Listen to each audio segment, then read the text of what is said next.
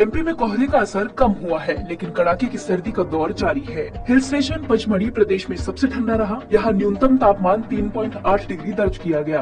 वहीं शहडोल का कल्याणपुर 6.3, छतरपुर के नौगांव में 7, इंदौर में 8 और भोपाल में 9.8 डिग्री टेम्परेचर रहा। मौसम विभाग के अनुसार अगले 2 से 3 दिन ठंड और बढ़ेगी। कोहरे की वजह से दिल्ली से भोपाल, इंदौर और उज्जैन आने वाली कई ट्रेनें 5 से 8 घंटे लेट चल रही हैं। पश्चिमी विक्षोभ और तेज उत्तरी हवाओं के कारण सर्दी का असर और तेज होगा। लगातार ऐसी खबरों को देखने के लिए आज ही एमपी रिपब्लिक न्यूज चैनल को सब्सक्राइब करें, बेल आइकन को दबाएं और साथ ही हमारे फेसबुक पेज को लाइक भी करें।